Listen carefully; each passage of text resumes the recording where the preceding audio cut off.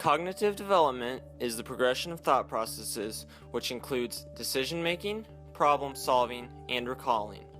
It begins during childhood and goes through adolescence and adulthood.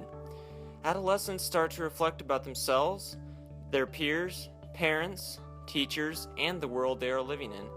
They also begin to develop an increasing ability to use abstract thought. When speaking about cognitive development during adolescence, we usually mention John Piaget.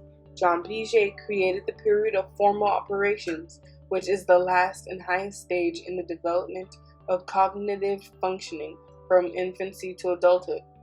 Period of formal operations has two main characteristics: adolescents' ability to obtain reason above the level of thought, and adolescents achieve the ability to envision a vast set of possibilities for outcomes by applying it to real-world situations, and not only for single problems.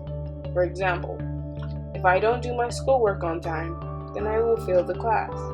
If I do my schoolwork ahead of time, then I will pass my class. Another example of formal operations would be: Susan is lighter than Jennifer. Susan is darker than Nancy. Who is the darkest of the three? Children will often come to the conclusion that Nancy is the darkest, while adolescents conclude that Jennifer is the darkest girl.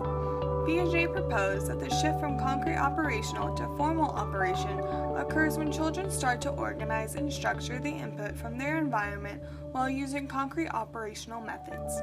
Not every single adolescent will obtain full formal operational thought. Adolescents who score below average on the Standard Intelligence Test will display lack of this ability.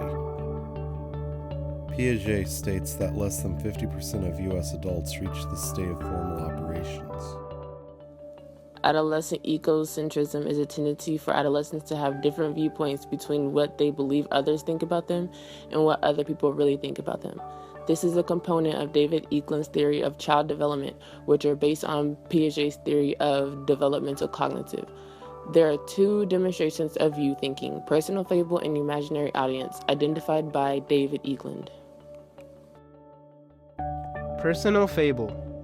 When adolescents view that their feelings are exclusive and uncommon, that no one can feel the same way as they do. Kim could not pay her school bill, so she got kicked out and felt as if she was the only one and that no one could relate to her. Imaginary audience. When adolescents believe that everyone in their surrounding area is focused on them. When a girl is walking on a sidewalk and people behind her start laughing and talking, she assumes that they are laughing or talking about her. In conclusion, cognitive development in adolescence occurs when they begin to reflect themselves, their peers, parents, teachers, and the world they live in. For more information about cognitive development in adolescence, visit these websites.